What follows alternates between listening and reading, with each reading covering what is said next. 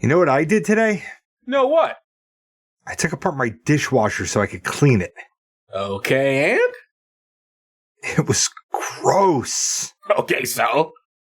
Like, why can't my dishwasher clean itself? Because self-cleaning dishwashers are one step closer to Skynet.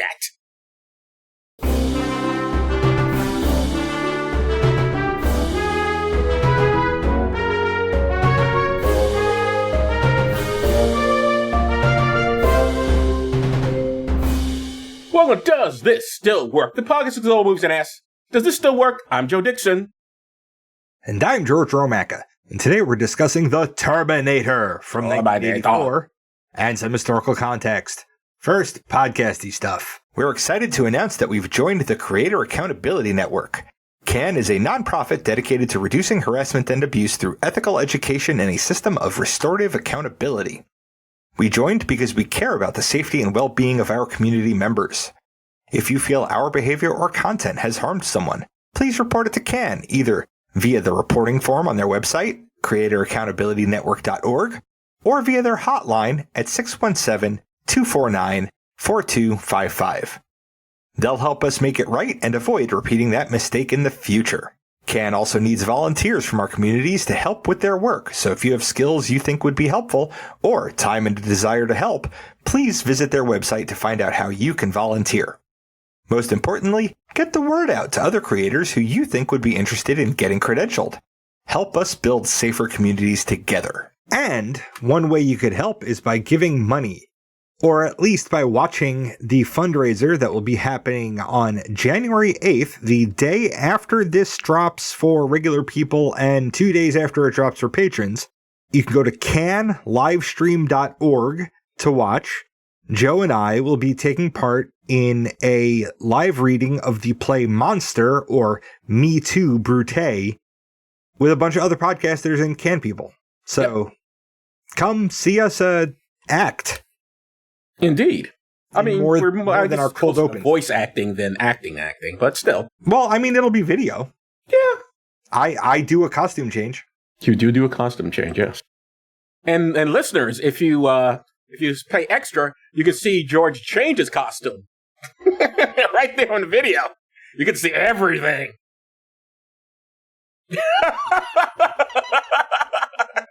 Yes, you can. I will oil myself all up. See, Joe, I can yes and. You can yes and. You can reach us at dtswpod@gmail.com, on Facebook, Letterboxd, and our YouTube channel. Joe is on Blue Sky at joedixon.bsky.social.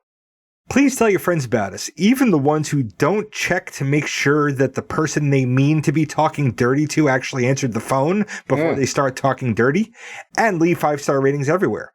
You can pick what we watch and get extra per episode content by funding us on Patreon for as little as $1 a month at patreon.com/dtswpod. Now, George, take us back to 1984.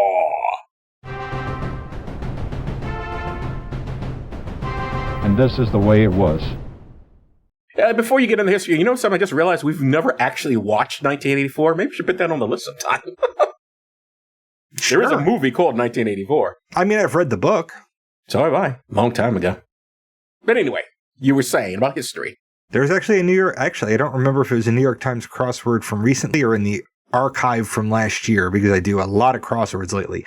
But one of the clues was whatever the names of like Eurasia and whatever Oceania, I think it was. Yeah, and like per example, and it was super states. Anyway, the title character of this is a robot, or I don't know, a cyborg, or a synth if you are playing Fallout 4 or in the Aliens universe, or a what was the other thing? It doesn't matter. Fortunately, machines don't really care. Oh, a Cylon. Could be a Cylon. I thought that was Battlestar Galactica. That is Battlestar Galactica.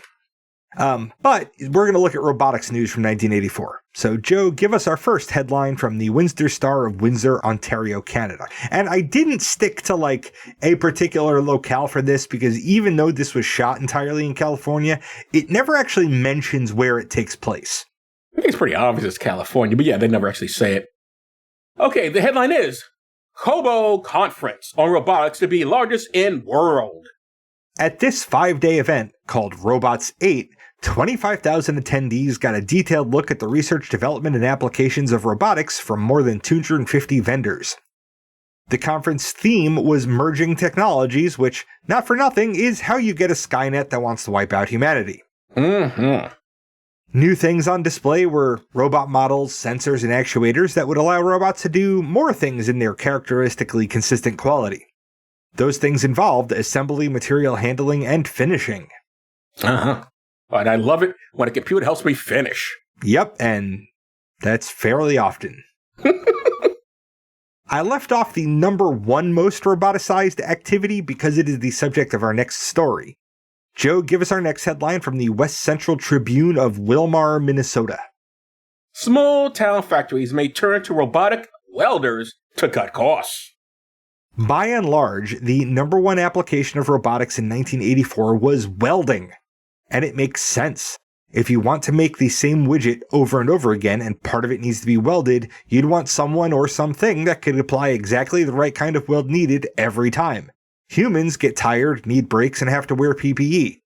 And most of all, they need health insurance. And we know how much employers hate that. Oh, and also paid. Yeah. Well, according to the article, first of all, the welding machine paid for itself within 18 months.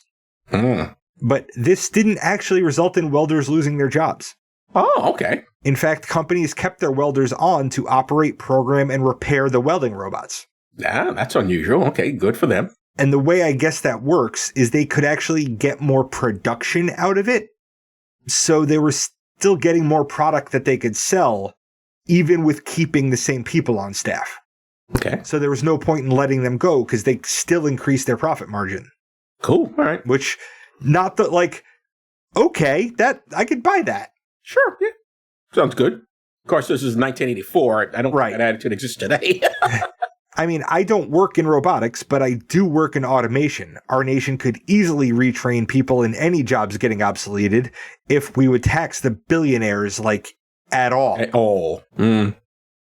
That's godless communism, so we can't. Yeah. Well, Joe, give us our last headline from the Fort Worth Star-Telegram of Fort Worth, Texas. Robotics Center heralds new era for Fort Worth. The Advanced Robotics Research Institute is part of the University of Texas and was built to add a third leg to Texas's tech presence with computers in Austin and biotech in San Antonio. Cool. I love having a third leg. Yeah. And boy, do you, Joe. Boy, do you. I'm going to get the dirty jokes in where I can. Right? I mean, it's almost like Texas was doing everything they could be self-sufficient so they wouldn't have to rely on the rest of the union and could secede anytime they wanted to, but that's just me thinking. According to the article, research centers are necessary as a feedlot for private industry to consume ideas from. I'd say more, but Texas is a red state and conservatives only value research if they can make money off of it quickly, and robotics takes time. I'm surprised the damn thing is still standing. That's probably the most frustrating thing about Republicans. Well, not the most frustrating. There's plenty more than that. But in terms of this conversation, the most frustrating thing is these Republicans. Oh, you're not majoring in the right thing, and this is going to job. Robotics at one time wasn't a good major. Studying computers at one time wasn't a good major. We don't know where things are going. So this idea you should only major in this. An industry you have no idea will exist in 25 years or 10 years. That's why you have a liberal arts degree, or just liberal arts. That's the foundation. And then you specialize in what your major is. But you never know. That's why you need to be well-rounded. That's what a college is for. It's not a training school. It's almost like conservatives want supremacy, want to use cruelty to get it, operate on a system of hypocrisy, and I came up with another thing to add to that I'm blanking on at the moment. That's fine. Yeah. So, Joe, let's talk about the Terminator. Let's do that. This film was directed and written by James Cameron. Has anyone heard of him? Whatever, I'm that guy. Both George and I have seen his work in Avatar, Terminator 2, Judgment Day, and Aliens. And I've seen his work in True Lies, Titanic, and The Abyss. This was also written by Gail Ann Hurd and William Wisher. The last of whom I saw his work in Judge Dredd. Let's get into the blurbs, everybody. IMDb says, a cyborg assassin from the future attempts to find and kill a young woman who is destined to give birth to a warrior that will lead a resistance to save humankind from extinction. YouTube says, a cyborg, part man, part machine, is sent from the 21st century to present-day Los Angeles to assassinate a seemingly innocent woman, or actually it says innocent women, whose child will play an important part in the world from which the killer came. Sure. Characters we'll bring up are the Terminator, and he's played by Arnold Schwarzenegger. Both George and I have seen his work in Twins and Terminator 2 Judgment Day. And I've seen him in Junior, Conan the Barbarian, and The Long Goodbye. Can you believe it? That's from 1972 or 3. He has a very small part in it, but it's listed in his credits, so I'm bringing it up. And I've seen him in Red Sonja, Total Recall, Kindergarten Cop, True Lies, and Batman and Robin. Before we go on to the next character, I did not realize how far Arnold Schwarzenegger's career went. There was a clip of him. You know who Lucille Ball is, right? Yes. Yeah, there's a clip of him being on the Lucy show, or Here's Lucy, one of her shows after I Love Lucy, which I was really shocked. Like, Jesus Christ. I had no idea he went that far back. Just a weird crossover. Anyway, the next character... He was acting in something recently, too. Oh, sure, he's still... Like a thing where he was kind of himself, but coming out of retirement as a secret agent or something. It was kind of meta and kind of weird, but it's Arnold. Like, for a Republican, if Republicans were like him, we'd have a healthy two-party system going on with competing ideas and shit, instead of the fucking hellscape that we have now. He's not the worst. The next character we're going to discuss is Reese, and he's played by Michael Biehn. And we both seen him in Aliens. And I've seen him in The Abyss, Tombstone, and The Rock. And finally, of course, we're going to discuss Sarah Connor. And that's played by Linda Hamilton. And we both seen her in Terminator 2 Judgment Day.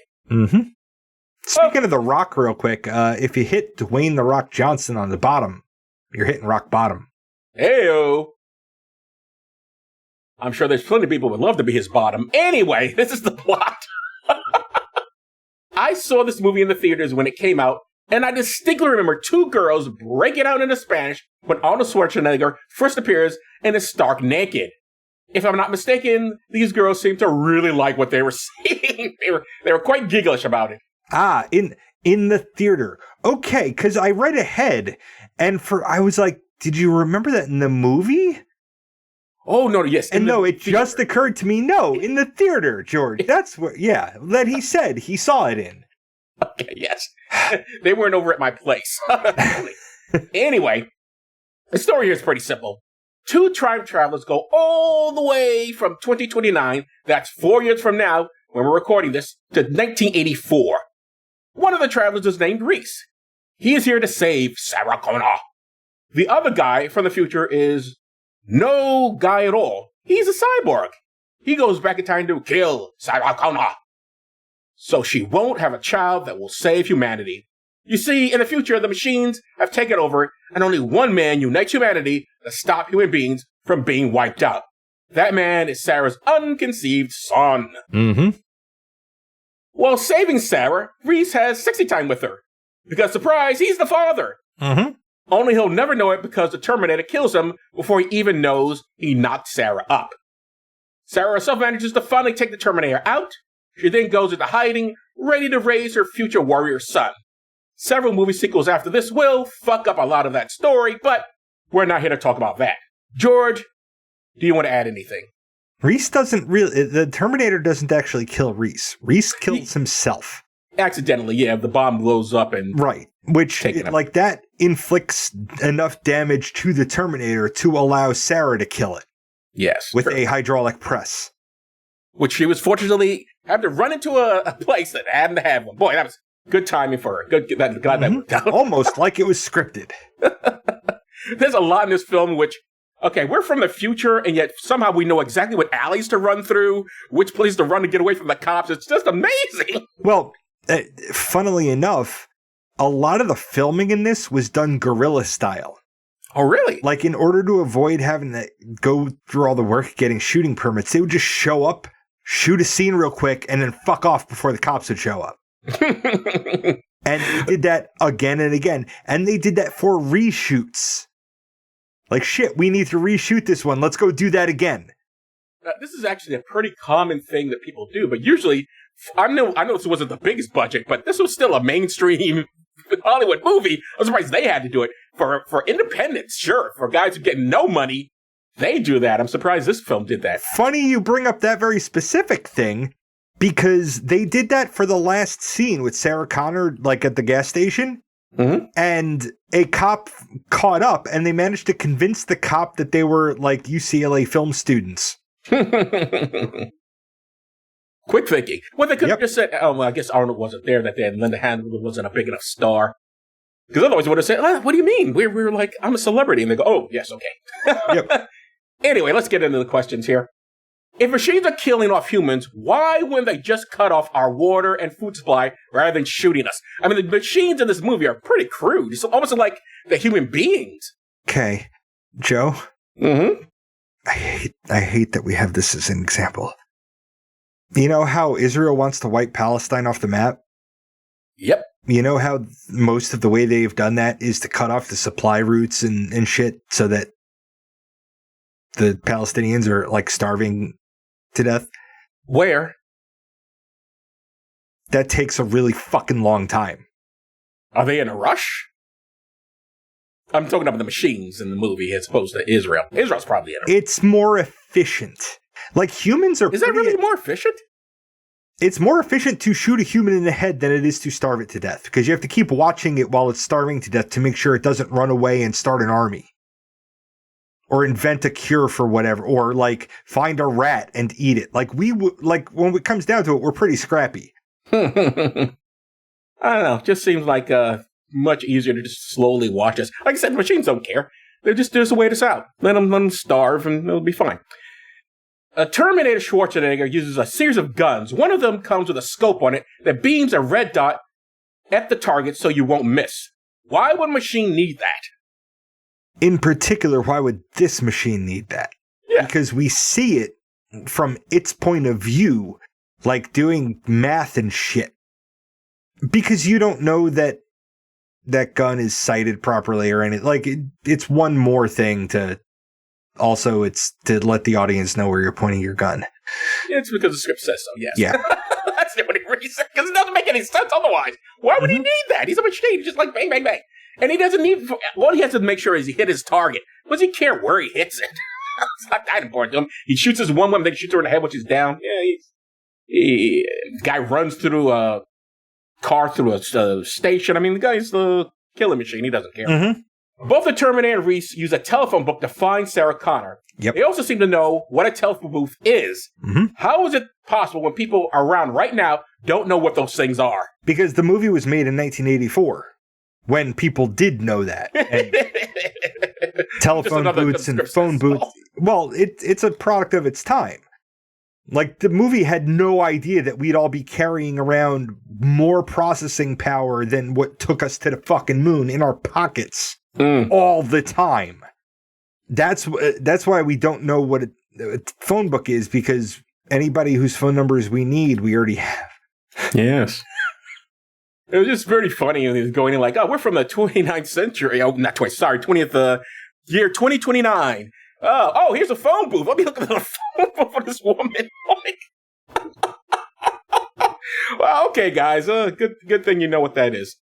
A paradox loop is the idea that time travel creates a circular chain where going back in time creates its own self-sustaining origin.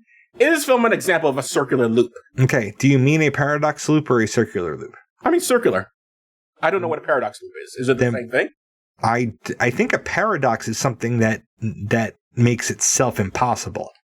Oh, really? Okay, maybe I'm using the word wrong then. Well, I mean, you used both in there. That's why I'm confused. Oh, they're interchangeable in my mind, but if I'm wrong, okay.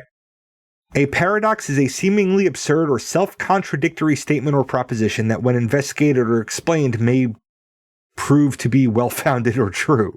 Oh, okay. So a circular loop is what I'm looking for, not a paradox loop. Either way. Yeah, so... We've had this conversation before about other movies, is that if you go back in time, doesn't it automatically mean you've changed things? Or that's just how the timeline was.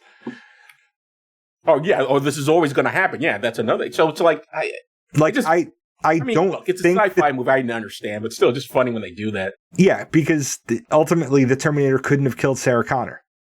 Because Right, if killing her would have meant him not existing. Killing her would mean he was never sent back, which means he wouldn't Right. get sent back, which means he wouldn't kill her. Like, it had to, like, the funny thing about our time travel stories is that we write them and then we ask all these questions. But the thing is, if time travel was real, that's just what would happen. Because when you go back in time, that's time. You're now just in that time stream moving forward, and it would lead to you going back in time. Like, I don't think we have the ability to fuck with time. Even if we can travel through it, I don't think we can change it. Well, I wonder. I mean, yeah, maybe probably not change it, but we theoretically we can time travel, but just not to the past. Right, because we are always traveling forward to the future. Right. And I bring this up every time, which, funnily enough, this episode's going to drop right after the episode, the Final Countdown, which is another time travel movie where I think I say this exact same thing. It constantly boggles my mind that GPS satellites have to account for the fact that time moves faster for them because they're farther away from our gravity center. But how does explain for the class, will you, how time travel is possible theoretically anyway? Do you remember? I mean, well, to the future it is. Well, to the future, if you go fast enough, right? Like if your frame of reference changes and you end up like if you are traveling faster, time is moving slower for you. Right. So if you go through space, a rocket ship that goes faster than the speed of light, whatever the speed is, and you turn around and go back at that same speed, you have gone through time. When you return to the Earth, it's going to be several months, years, whatever, forward.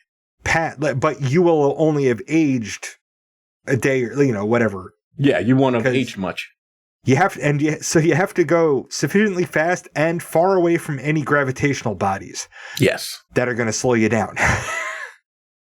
The Terminators were invented to blend in with humanity, but does Arnold Schwarzenegger really look like a guy who would blend in?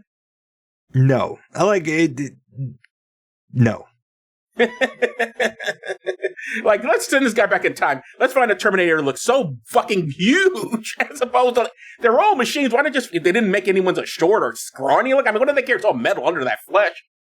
The funny thing is, if you think about the guy in Terminator 2, the liquid metal guy, he's a normal-ish. He looks normal. Yeah, they should have seen him first. Sarah's there when the Terminator shoots up the police station. Reese is there. Yet Reese, the man from the future, doesn't seem to know the police station is going to be attacked. When Sarah have mentioned that to her future child. When Reese have had something prepared so he can let the cops know he's not crazy. He's been prepped with what to say to Sarah. Why not anyone else? It sounds like they didn't have a whole lot of time to put this plan together. Because even the thing that he's told to tell Sarah doesn't, sell her on it. Because he's not, told intimate details of her past and only somebody who knew, he's told this to give Sarah this fucking speech about, her importance to humanity. And she's like, okay. Yeah, I mean, that's actually pretty general. It's not like, it's the specific things so you'll know I'm not crazy. Right. So and the thing is, what the story he tells is he didn't really have time to be prepped for this. They found out that Skynet was sending a fucking Terminator back, and they're like, we need to hijack this shit and do this quick. Yeah, and I have to wonder, well, why did it have to be quick? Because look, and why would they send just one Terminator? And which timeline did they even know where to send them to? They just know that she was in. If you remember in the movie, they say they just know that she was in Los Angeles in this general time and area. Like, well, geez, that's pretty general. I mean, I don't know, Joe. It's an all-knowing, all-encompassing computer system. It has access to the Social Security number database, so it knows when you were born. It has access to because she's working, right? Yeah. She has a job, so she's filing taxes, so her address is on file. It's gonna know when John Connor was born. He's probably gonna be born in a fucking hospital. So, although to be fair, they do say that all the computers, their information was destroyed in the nuclear blast or whatever, so they don't actually have all that information. Although that seems kind of ridiculous, but whatever, I guess. I don't know. I mean, why do you suppose I only said one of them? Because the film only had the budget for one short.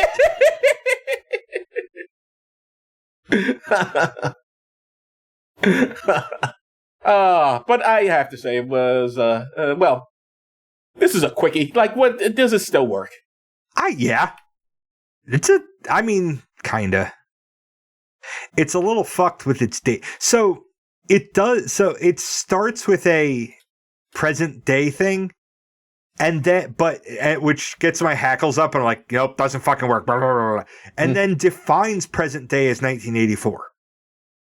And the thing is, the 1984 it's showing is 1984. Like, it's an accurate representation of 1984. In about a little more than 3 years, its representation of 2029 is going to have a shelf life of 1 year before it's complete bullshit. And it specifically gave those numbers. So it becomes more and more fantasy as time goes on. It's in no way, shape, or form supposed to be a documentary. You're not supposed to learn anything from this movie. It's action. It's got one of the better sex scenes in it from 80s fucking movies. Like, it actually looks like they're into each other. Which... It's funny, and then yes, I also think it works. But what did you think of the sex things? I thought it was pretty funny because he specifically mentions he's never had sex. So unless she was teaching him, he seems to know what to do pretty well. I mean, there were still... Usually, well, let me finish real quick. Finish real quick is exactly what I was going to say. Yeah. When a guy hasn't done it before, and it's his first time, especially someone like, I'm going to say John, he's not John Carter. Especially someone like Reese, probably horny as fucking, probably would come pretty fast. Well, I don't think that the Skynet robots had destroyed all of the wooded areas in the United States, and we know that men of every age have found porn out in the woods. So we can safely assume that Reese and company had found some porn out in the woods and at least gotten that much of a sex education. Also, we don't know that they only had sex the one time. Oh, you're right. That could have been like the third or fourth for all we know. There's the same week, so I guess that's fair. All right, but we both agree it's a film that works.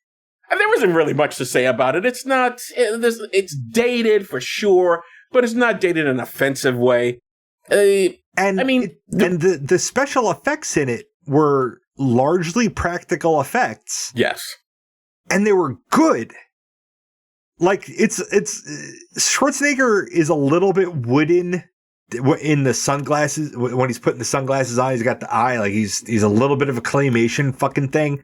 But also, he did a lot of work to be robotic. He did a lot of, like, weapon tearing down blindfolded and shit, so he wouldn't have to, like, look down at a gun before he picked it up and used it, so that he could be a machine that knew how to use weapons. Like, right. Like, the acting in it was solid. And the effects were solid. The story is time travel, so but as far as time travel goes, it's not bad. So... Also, I wonder why the machines put together this person who's supposed to be North American and he has an Austrian accent.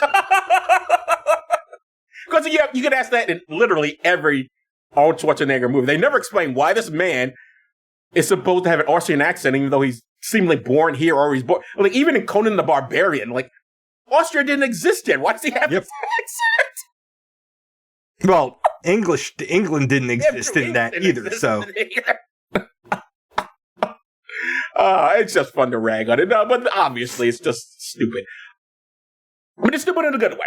I know people will say the same thing about other films we've hated. Like, hey, this was also just a stupid movie. But it's stupid and offensive and it's just stupid. This is just stupid in a fun way. There's other films that are stupid and just freaking offensive as hell. It's just like, I don't want to see this. Is terrible. Or stupid in a insulting your intelligence way. Yes. Just bad. So that's the distinction we're making, ladies and gentlemen. Mm-hmm. There's nothing really much more to say about this flick. We both thought it worked. It's fun. Some of the sequels are better than the others. I think Terminator 2 was good. And the rest after that just goes zzz, boom. My God. After the third one, I was like, okay, I'm out. I don't want to see anything else. That's the problem with making films. Like they have a hit and then they can't stop remaking, and then they just screw up the whole storyline that they just had. So it's just very frustrating, but that's another story. All right, so this was a Patron's Choice episode voted on by our patrons from a slate of apocalypse-themed movies. If you want to vote but are not a patron, you can fix that by becoming one at patreon.com/DTSWpod. Now, George, what's up next? And I said this comes out after it earlier. I was wrong. Next week, we will be talking about the final countdown from 1980. So we get time travel pictures. Another time travel movie. This one was voted on. Not all the apocalypse movies had time travel in them. That's true. Yes. The final countdown. Which we discovered this picture came out before that song. Yep. Which is just weird to me. I don't know why. It just seems odd. Like, that's just the way things work. All right. I really got nothing more to say. So let's you do, George. Nope. Okay, so that's it for this episode. I'm Joe Dixon. Thanks for listening. And I'm George Romaka. Thanks for listening indeed, because if a podcast drops and there's no one around to hear it, it's just another collection of ones and zeros that doesn't matter. You've been listening to Does This Still Work? Produced by Joe Dixon and George Romaka.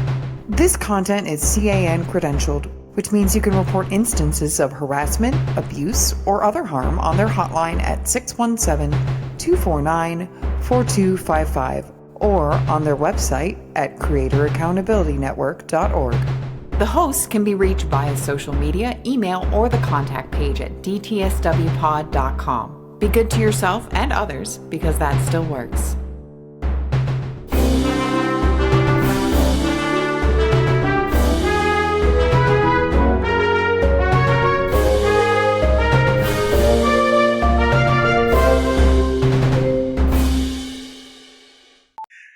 George, what's up next?